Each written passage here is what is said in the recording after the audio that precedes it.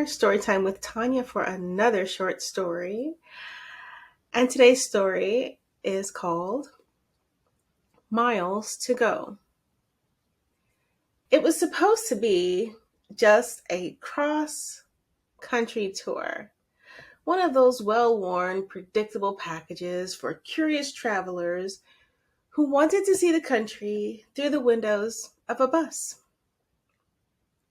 But for Grace Holloway, a reporter from a local paper in Chicago, this assignment had taken an unexpected turn.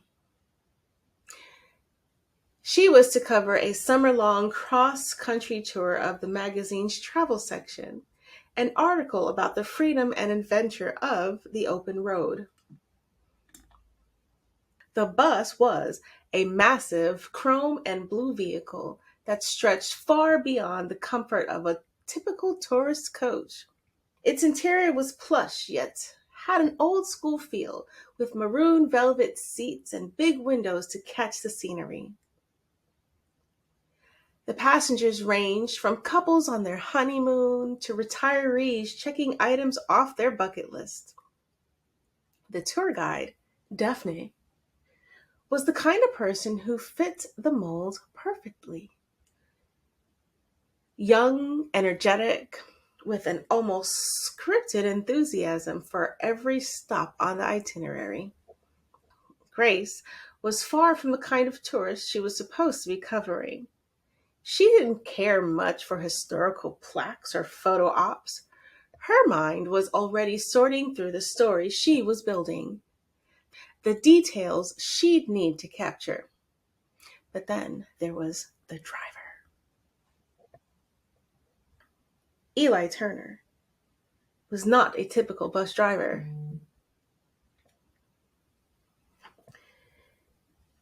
He wasn't just a man behind the wheel, taking people from one stop to the next. Eli had a way of making the miles disappear, his dry wit filling the gaps between the monuments and museums. At first, Grace thought little of him. He was just part of the backdrop, a necessary figure. But as the days passed, his calm demeanor, the soft rasp of his voice, and the way he subtly engaged with the passengers made her notice him more. One evening, after a long drive through the Wyoming plains, the group was gathered at a rustic lodge. Grace found herself sitting on the porch with her notebook, scribbling thoughts. The air was dry and cool, and the sky stretched out like a canvas above her. She didn't expect him to approach, but Eli did, his silhouette framed by the setting sun.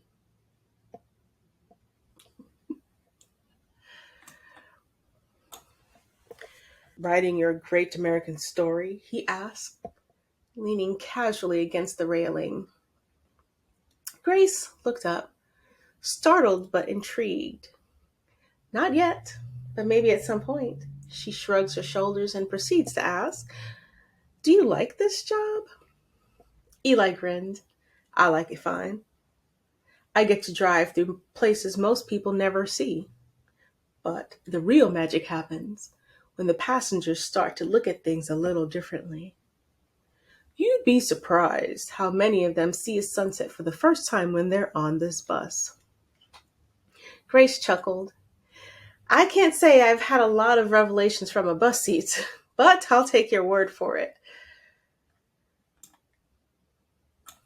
They shared a laugh, the ease between them instant, and Grace found herself enjoying his company in a way she hadn't expected.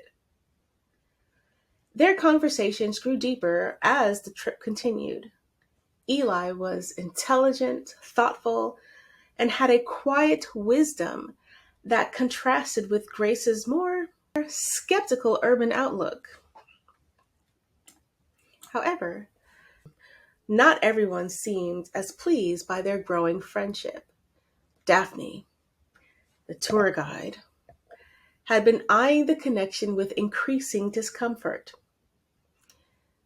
Daphne was used to being the center of attention, and Eli's casual charm was beginning to steal her spotlight.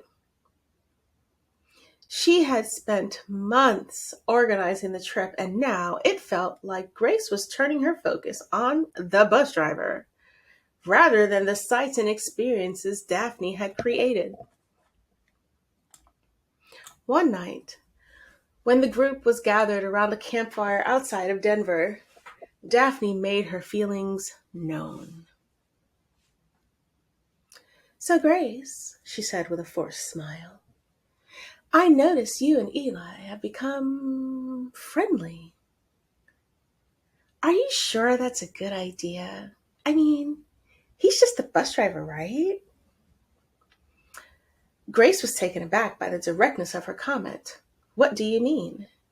"I just think you should be careful. It's easy to forget who the real stars of this trip are."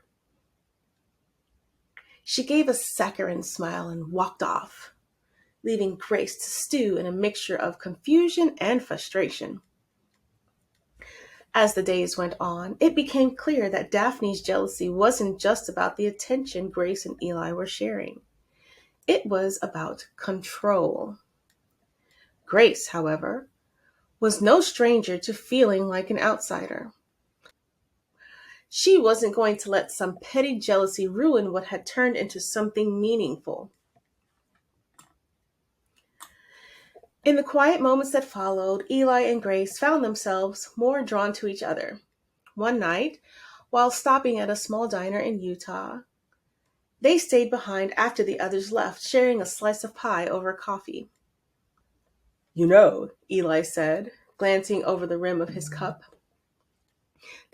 "this is probably the longest I've stayed in one place in a while. These tours, they come and go, but I like talking to you." Grace looked at her hands, then back at him. "I like talking to you too." The unspoken tension between them grew palpable, and Eli's eyes softened. "Maybe it's just the road, but I feel like there's something worth exploring here between us." Grace's heart skipped, a rush of warmth filling her chest. "I think so too." Just then, the door of the diner swung open. Daphne had returned, her eyes narrowing as she stared at the two of them.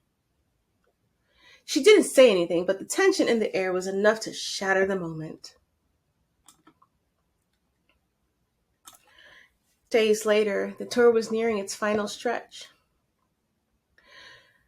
Grace had finished her article, but she couldn't shake the feeling that her own story had yet to be told. Eli had become something more than a character in her piece. He was a part of her life now, a constant presence in her thoughts. She realized that no matter how many miles they had traveled, they had only just begun their journey together. On the last night of the tour, when the group had gathered in San Francisco for the final dinner, Grace pulled Eli aside. "You know, I think I might have missed something," she said quietly, her voice steady despite the flutter of nerves. "This trip, I came here thinking I was just doing my job, but I wasn't reporting on a tour. I was finding something." Eli met her gaze, his eyes soft but understanding. "I know what you mean. Sometimes it takes the longest journey to find what's been right in front of you all along."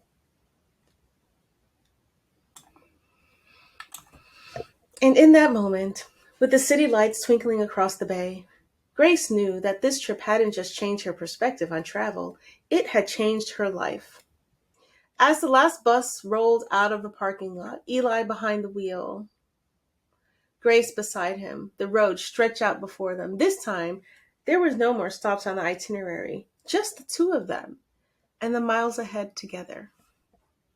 The end. Thank you for joining me for this episode of Story Time with Tanya. I appreciate you listening to this story called Miles to Go. Catch you next week.